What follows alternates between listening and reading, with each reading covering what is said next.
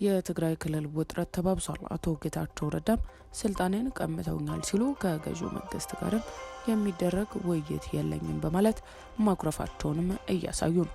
ቀድሞ የትግራይ ክልል መሪዎች ያደርጉ እንደነበረው አንደኛው ሌላኛውን የመክሰስ አባዜም በአሁኑ ተዛምቶ የኢትዮጵያ መንግስት አንደኛውን ጽንፍ ሲከስም የተመለከተ ነው። በባለፉት ዓመታት የተደረጉ የኢትዮጵያና የትግራይ ጦርነት ብዙ የሰዎች እልቂት እንዲሁም እንደ ሀገር ብዙ መስዋዕትነት የተከፈለበት እንደሆነ አይዘነጋም። ታዲያ ይሁን እንጂ የተጎዱ ከህመማቸው ሳያገግሙ የቀበሩትም ከድንኳናቸው ሳይነሱ የተፈናቀሉትም ወደ ቀያቸው ሳይመለሱ እኒህ የትግራይ ልጆች አባትን መጦሪያ ነፍገው ቁስለኛን የሚያገግምበት ሆስፒታል በቅጡ ሳያበጁ ለህዝብ ለስልጣን ጥማታቸው እሳት ለኩሰው በፍሙ ሲሞቁና የትግራይ ህዝብም ሊማግዱ ሌላ የጦርነት ማርጃ ጥሩምባ ይነፉ የተያያዙትም የተባለው። ታዲያ በዚህ ጉዳይ አቶ ጌታቸው ረዳ ስልጣን መልቀቃቸውን ተከትሎ የወጡና ከቤተ መንግስት የተላለፉትን መረጃዎችን በመረጃ ሰዓታችን በስፋት ልናደርሳችሁ ይዘናል። ከዚሁ ከትግራይ መረጃችንም ሳንወጣ አዲስ አበባ የሰነበቱት አቶ ጌታቸው ረዳም ወደ ትግራይ እንዳይገቡ ተጠየቀ።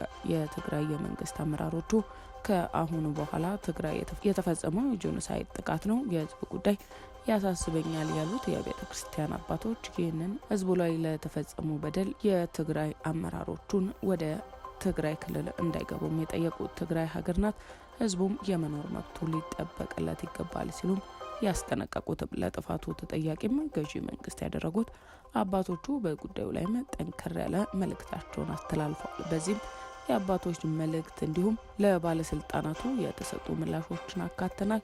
እሱንም በመረጃ ሰዓታችን በዝርዝር ስለምናደርሳችሁ የምታደምጡት ይሆናል። ሰላም ጤና ይስጥልን። የተወደዳችሁ የፌሽታ ሚዲያ ተከታታዮቻችን በያላችሁበት የበዛ ሰላም ለእናንተ ውድ ተከታታዮቻችን ይሁን እያለን ሰሞነኛና ወቅታዊ መረጃዎችን እነሆ በመረጃ ሰዓታችን ለእናንተ ውድ ተከታታዮች ልናደርሳችሁ ተገኝተናል። እናንተም ለቻናላችን አዲስ ከሆናችሁ ቻናላችንን ሰብስክራይብ እንዲሁም የደውል ምልክቷን በመጫን ዘላቂ ሆነ ቤተሰብነትን ከኛ ጋር ይመስርቱ። ትኩስና ፈጣን መረጃዎችን በፍጥነት እንዲደርሱ ያድርጉ እያለን ወደ ዛሬ ቀዳሚ መረጃችን አለፉ።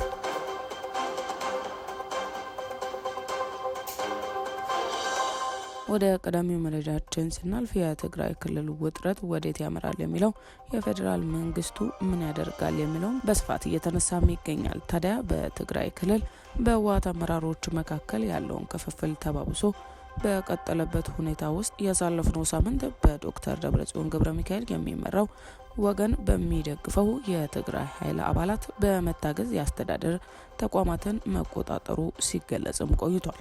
የክልሉ ጊዜያዊ አስተዳደር ፕሬዝዳንት አቶ ጌታቸው ረዳ ደግሞ ጠቅላይ ሚኒስትር አብይ አህመድ ማተም ከነጠቀኝ አካል ጋርም እንዳይደራደርም ጠይቋል። በዚህ ውዝግብ መካከል የኢትዮጵያ መንግስት አንደኛው የህወሓት ክንፍ የሀገሪቱ ተቀናቃኝ ከሆኑ የውጭ ኃይሎች ጋር ግንኙነትና ትብብር አለውም ሲል ለመጀመሪያ ጊዜም ከሷል። በሁለቱ ወገኖች መካከል ያለው ውጥረትም እንዳለ ሆኖ ከኤርትራ መንግስት ጋር ጦርነት ሊነሳ ይችላል የሚለው ስጋትም እንዳንዣበበም ይገኛል። ቢቢሲ የሁለቱ ወገኖችን ክፍፍል ወዴት ሊያመራ ይችላልም ከፌዴራል መንግስት በኩልስ ጣልቃ በመግባት የሚፈታ ችግር ነው በሚሉና ሌሎችም ተያያዥ ጉዳዮች ዙሪያ የፖለቲካ ተንታኞቹ ዶክተር አዳም ካሴ አስተያየትም ተጠይቀዋል። የፌዴራል መንግስት ሚና የውጭ ጉዳይ ሚኒስትሩ ጌዲዮን ጢሞቴዎስ ባለፈው ሳምንት ከትግራይ ክልል ጊዜያዊ አስተዳደር ፕሬዝዳንት አቶ ጌታቸው ረዳ ጋርም በክልሉ ስላለው ሁኔታ ለዲፕሎማቶች ማብራሪያ በሰጡበት ወቅትም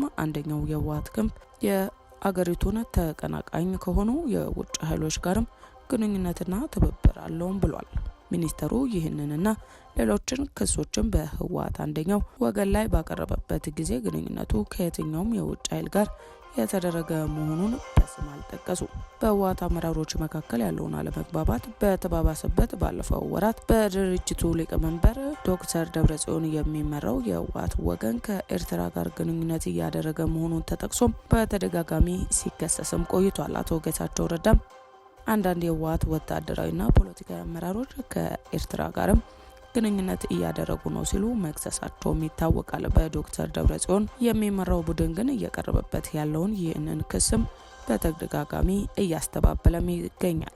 በትግራይ ክልል የተከሰተውን ውጥረት በተመለከተ ማዕከላዊ መንግስት በይፋ መግለጫ ሲሰጥ የባለፈው ሳምንት ለመጀመሪያ ጊዜም ነው። የውጭ ጉዳይ ሚኒስትር ጌዲዮን መንግስታቸው በትግራይ ክልል የተከሰተውን ወቅታዊ ሁኔታ በቅርበት እየተከታተለ መሆኑን አመልክተው አንደኛው የህወሓት ክንፍ ጊዜያዊ መንግስቱ በግልጽ ኃይል ተጠቅሞ ለመናድ እየሞከረ ነው ብለዋል። አሁን ባለው ሁኔታም የፌዴራል መንግስት ስለሚኖረው ሚና የተጠየቁት የፖለቲካ ተንታኙ ዶክተር አዳም የፌዴራል መንግስቱ በትግራይ ያለውን የኃይል ሚዛን፣ የህዝብ ድጋፍ፣ ድርጅታዊ አቋም አይቶ የህወሓት የሚለውን ሰው ቢተካ የተሻለ ይመስለኛል። አሁን ባለው ሁኔታ ህወሓት ተመልሶ አቶ ጌታቸውን ይቀበላል የሚል እምነት የለኝም ብለዋል። አሁን ባለው ሁኔታ ወደ ድርድር ይገባሉ ብለው እንደማምኑ አክለዋል። የፓርቲና የመንግስት መሪ የተለያየ የሚሆንበት አሰራር በሀገሪቱ ፖለቲካ ባህል ያልተለመደ መሆኑን እንደ አንድ ምክንያት የፖለቲካ ተንታኙም ይጠቅሳሉ።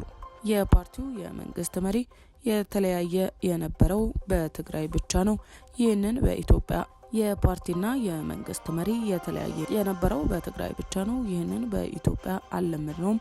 በሁለቱ መካከል የሚኖር የሀሳብ መለያየት፣ አለመስማማት፣ አለመዋደድ ወይም የግልጽ ጸብም ከፍተኛ ችግር ያመጣልም ይላሉ። በህወሓት መሪና በመንግስት መሪዎች መካከል ልዩነት ካለ አሁንም ችግር መምጣቱ አይቀርም፣ ምክንያቱም እንደ ፓርቲ ባህል ያለመድነው ነው ሲሉም አክለዋል። ጊዜያዊ አስተዳደሩ እስከ ምርጫ ድረስ የሚቆይ ከሆነ የፓርቲውና የመንግስት አስተዳደራዊ አንዱም ቢሆን የተሻለ እንደሚሆን ተንታኙ ይናገራሉ።